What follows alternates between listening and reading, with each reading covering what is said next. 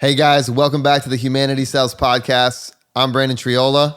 I'm Nate Nettie. And we are going to have some fun today. We're going to talk about some things that not everybody might understand, but people and tech leaders and digital transformation leaders that are on the enterprise level scale. This is a thing. It's a real thing. We are going to talk about, it's a big word. It's going to sound jargony, but we're going to unpack it. We're going to talk about decentralized marketing. It's just saying it out loud makes me go, huh? Welcome to the Humanity Sells Podcast, where we talk about the marketing revolution that's happening in tech consulting and how the best businesses are elevating their brand, amplifying their message, and selling more by being more human. We're your hosts, Brandon Triola. And I'm Nate Nettie. Let's get into it.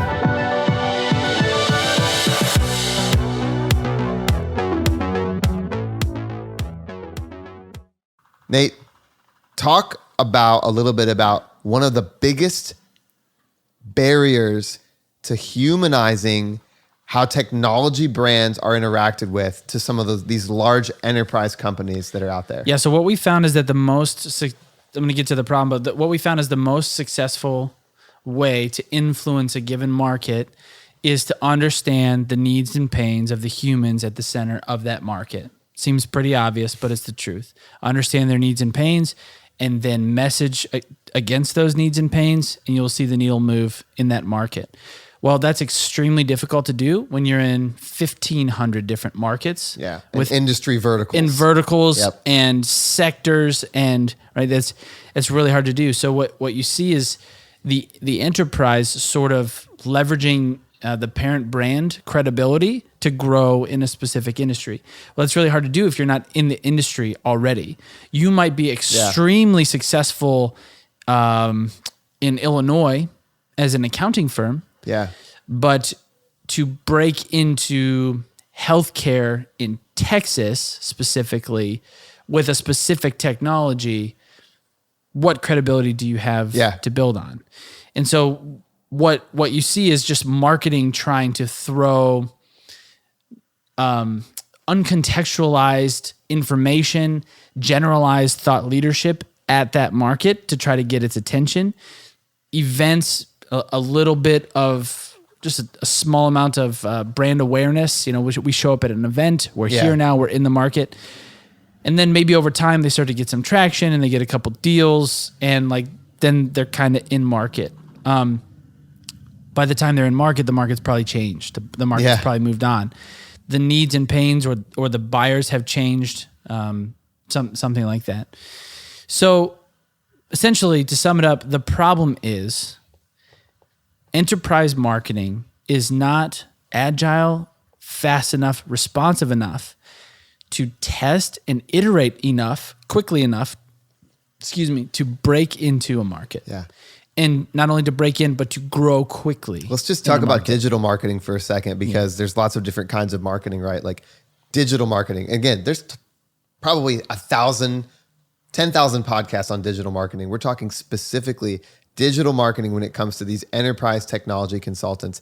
It's like its own thing. And the human way to do effective digital marketing is to go fast, is to speak really specifically to a really specific target persona or set of personas, and then to have the right strategic structure in place to be able to quickly test, iterate, and get stuff out there that you know is converting, get rid of stuff that isn't. And that's hard for these enterprise scale companies to do when you maybe have a marketing team of like 10 or 20 people, and there's tons of reviews that have to happen, and things have to go through legal checks. It might take you a month to get a blog post up. Yeah. This sucks. Yeah, so you can't move fast at all. You can't figure out what's working. And again, by the time you do, the market's probably changed. You don't have the right data. The data that you have is outdated or slow. Your sales team needs support. You need sales enablement to break in, to tell a powerful story, but you can't support them really because you don't have the people. And if you did have the people, they specifically don't have the industry knowledge to be able to speak with authority or help SMEs speak with authority in the space. So it's just kind of like a watered down version of marketing. So marketing becomes slow, storytelling becomes non-existent.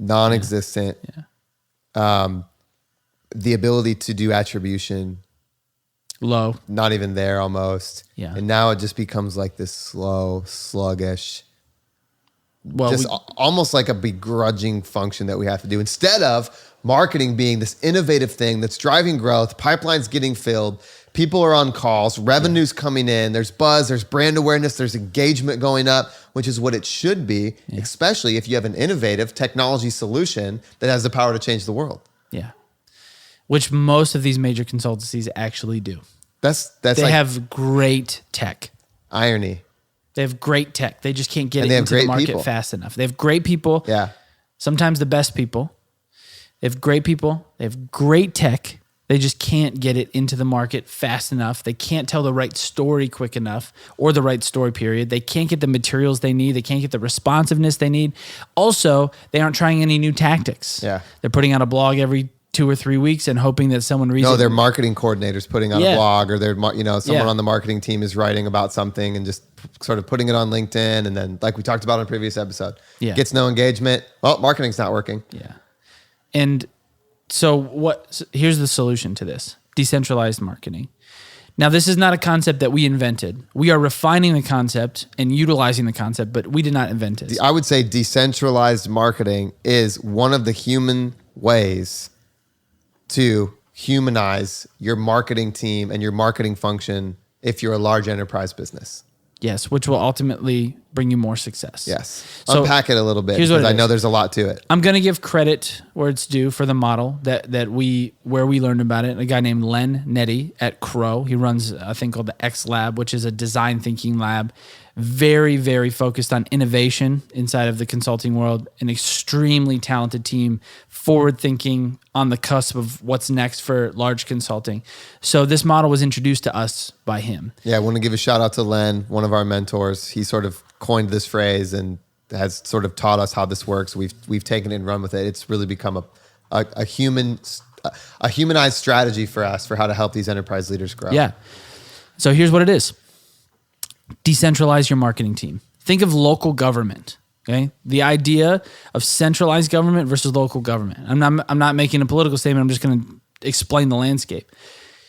So we're shooting this podcast in Redding, California, North California. Beautiful today, by How the way. does Beautiful weather. anybody in Washington, D.C. know and understand the needs and pains of the citizens of Redding, California, if there were no local government? It would be very difficult to respond quickly to what the community needs. It'd be very difficult to address situations. It'd be very difficult to not only address them, but to make the most of the opportunity that the community has, to grow the community, to make it powerful and impactful. The schools, lowering crime. It'd be very hard to do it if we didn't have any local government. It was all centralized. It'd be awful. So basically, decentralized marketing is the concept of local government. It is integrating functional marketing teams at the market level for your offerings, for your verticals, for your platform, whatever it is for a specific tech. Build a mini marketing team and give them authority and freedom to help those business leaders grow their practice. So what does that look like in practice? Awesome. This is an option, a model that we have found that works really well. Pair a practice leader with a writer, a designer, a marketing strategist, and a marketing coordinator. Put them all together and get with that business leader. Find out, what are your goals? What are your offerings? What are your offerings? What are you selling? And then Who are you selling to? That team begins to own and understand the market in the very same way that the practice leader begins to understand it. And with the authority from the marketing mothership to move quickly, that team can test messaging in that market. They can get thought leadership out quickly. They can invent new channels. They can create new strategies and tactics. They can even find ways, if you're a really big business, to amplify your brand story and contextualize it down to the marketing level. So it doesn't take away from the parent brand. Yeah. Actually, it amplifies it down to the industry level. That's the most powerful thing about it that we should unpack, because if you are a large company that has a really powerful parent brand, a lot of equity, the the more niche industry that you're in, the more diluted the brand equity becomes. Yep. So what you have to do is you have to build a mechanism. Try to tell a story to everybody. You tell a story to nobody. Yeah, exactly. Yeah. So you're down in these niche markets and you're just seeing the dilution of the brand equity all the way down. So what you have to do is you have to build a mechanism and a function that fast tracks that brand equity and injects it right at the market level where you're working. And that's where you'll see the most movement happen, is when you take the parent brand equity that is ultimately so powerful and you figure out how to contextualize it into a given market. Yeah. Boom. Like, let's just say, make up a consultancy. Consultify. It's a global consultancy. Let's just say Fake Tech Consulting is one that we use. FakeTechConsulting.com. Fake Tech. FakeTech.com. They build the best technology solutions, but it's fake. Yep. And what they've been in for a long time is healthcare. They build great fake healthcare tech. It's amazing. But you know what? They see this opportunity to flip their tech into railroads. Manufacturing. Yeah. Specifically railroads. Railroads. Let's go all the way down to this really, really niche market. That's awesome. So what should they do? I love trains, by the way. There's no way that they could take a brand that is known for being great in healthcare and just immediately start messaging into a railroad market. They would be just as cold as a startup. You've got different buyers. You've got different personas. You've got totally different market, pains, different pains. Market. Yep. You've got to find a way to tell your brand story differently and contextualize it to that market. So how you do it, you have to move quickly. You have to understand the needs and pains in the market. You have to test and iterate. You have to explore new channels. You can't do it if fake consultancy is super big, super bureaucratic, super slow at breaking into markets. So you give fake consultants... Just take the sales deck that we used over here for this hospital and change the verbiage. Change the word hospital with railroad. There we go. What happens when you do that? It doesn't work. It doesn't work. You don't sell... It's really confusing. Anything. So what should you do? You give a little mini marketing team the freedom to figure out how to break you into that market. And so all of a sudden, fake consulting for healthcare has broken into railroads because they spent a quarter, 3 months. I just love that you chose railroads. Testing. It's so separate. Are people still building railroads? I'm trying to illustrate the gap. I'm trying to illustrate the gap between healthcare and railroads is wide. You can't just naturally transfer brand equity that's not even adjacent but this to is healthcare. exactly what digital transformation businesses need to do. They come up with a solution here, they scale it over here, they repurpose it for another market. This is happening. We're seeing this happen on a daily basis. Yeah, it's the whole purpose of these giant tech companies like Microsoft. You can build anything that you want on it. Yeah. But you're having trouble transferring the credibility and the brand equity that you have built in a specific industry. So the way to break out of this cycle and to move faster is decentralized marketing. Give your practice areas or the product owners a little mini marketing team and cut them free to help you win. Give them authority and autonomy. Teach them, not even teach them, tell them to hold to the brand standards, but challenge them to break them a little bit. Yeah. Because my hunch is what's going to work in healthcare from a brand visual story presentation is not going to work in railroads. It's not going to work in farming. It's not going to work in TMT. Yeah. It's just not. So the packaging design is going to have to change. Which we had another episode about. If you want to check that out, there's a little episode we have on packaging design. But the whole point is to be successful in consulting moving forward with new tech that's being built every day. You have to transfer the brand equity, localize it into a market through speed, autonomy, agility, a great story that reflects the buyer's needs and pains, a great visual presentation that's contextualized to that industry, and ultimately the ability to try new things and figure out how to break into that market. So we're doing this on behalf of a lot of large consultancies now. We are their little SEAL team. They give us a practice area and they say, figure out how to break us into this market. We're allowed to flex on the brand standards. We're allowed to contextualize the brand and transfer that equity. We are just like building a bridge over this river of uncertainty. We build this bridge of brand equity transfer right into the local market. And I can tell you from firsthand experience, this is a powerful and real way to break into or continually deepen dude, come on, I'm making a great point right now. It's a real way to deepen your awesome. reach into a market and find more success quickly. And to scale the human elements of your business all the way down to the industry level. 100%.